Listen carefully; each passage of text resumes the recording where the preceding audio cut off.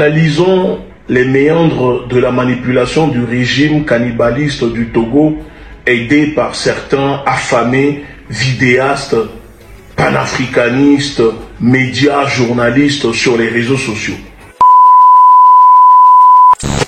Tout d'abord, vous devez comprendre que le mensonge a toujours été utilisé du jeu politique pour tromper la masse et les populations. La politique au quotidien s'analyse en manœuvre, tromperie, piège, manipulation. Donc quand en politique vous montre une feuille en disant que c'est rouge, regardez plutôt derrière, vous verrez que c'est vert. C'est très important ce que je suis en train de vous dire. Maintenant, vous devez comprendre et savoir quelles sont les formes du mensonge. Qu'est-ce qu'un menteur? Y a-t-il un art de mentir? Pourquoi le régime du Togo utilise le mensonge, la tromperie pour essayer de se faire populaire? Tout simplement parce que il y a un bon usage du mensonge, puisque le mensonge est parfois utile pour opérer les adaptations, les glissements, les conversations nécessaires. Donc, à l'évidence, la politique exige des menteurs intelligents. Mais dans le cas du Togo, Faure Gnassingbé n'est pas intelligent. C'est un homme bête et stupide. Voilà pourquoi, pour mieux mentir, pour mieux tromper, c'est Robert Djoussé, un faux professeur qui est à la manœuvre depuis quelque temps maintenant pour essayer d'infiltrer la communauté panafricaine. Puisque dans la manipulation, séduire pour être aimé, c'est ce que recherchent tous les hommes politiques. Se faire entendre pour être compris, c'est ce que demandent les électeurs.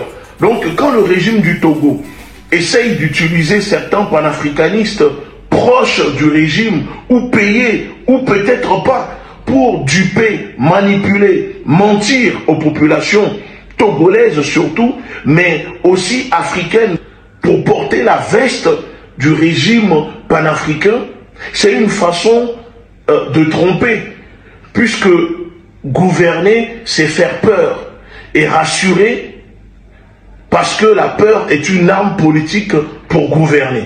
Est-ce que vous comprenez ce que je suis en train de dire?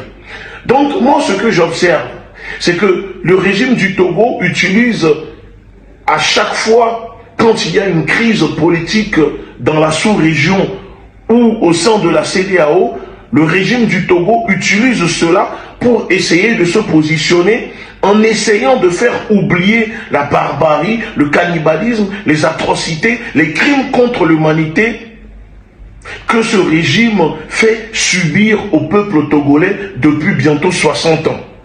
Donc, il est très important de comprendre que ces questions délicates, complexes, auxquelles tout le monde n'a pas peut-être la capacité de décrypter, est très importante pour que nous autres, nous puissions vous éclairer là-dessus. Parce que vous savez, aucune réflexion n'est innocente. Mais nous pouvons décoder tout ce qui se passe sous nos yeux ou ce qui rentre dans nos oreilles avant de réagir. Il faut qu'on cesse d'être des moutons manipulés par des manipulateurs. Un peuple ne peut pas faire une révolution si elle se laisse manipuler par le premier venu aussi facilement. Ce n'est pas parce que vous entendez quelque chose, vous voyez quelque chose, que tout de suite vous devez prendre cela comme vérité absolue.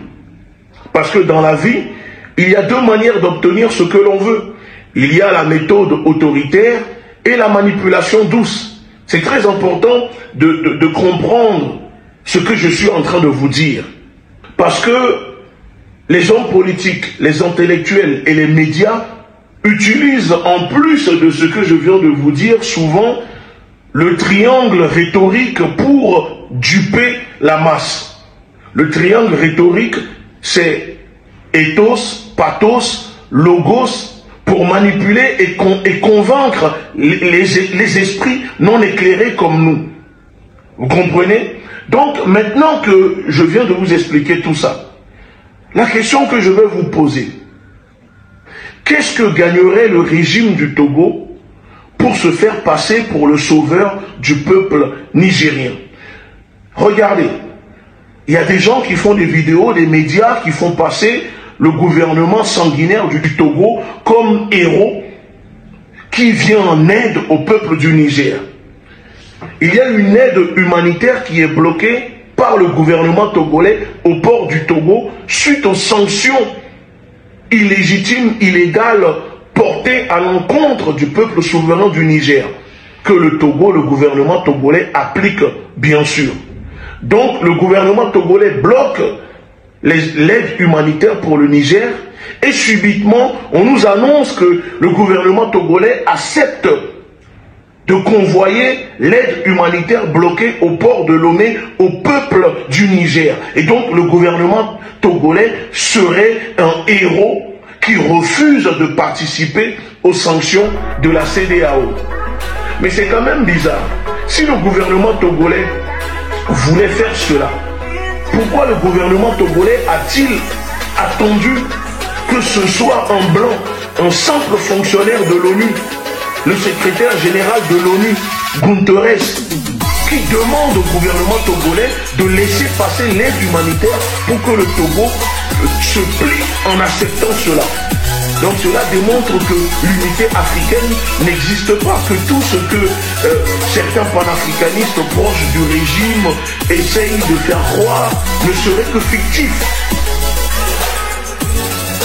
Puisque c'est encore les Occidentaux qui dictent aux États africains avant que ces États ne puissent agir. Alors pour moi, si le Togo accepte d'envoyer l'aide humanitaire bloquée par le gouvernement togolais au port de Lomé, au peuple du Niger, ce n'est pas parce que le Togo est solidaire, c'est parce que les maîtres occidentaux exigent et demandent cela au gouvernement togolais. Donc il y a une différence. Il y a une différence. Alors je ne comprends pas pourquoi il y a l'euphorie là autour de ça et qu'on veut encore une fois faire passer le régime togolais comme un régime panafricaniste.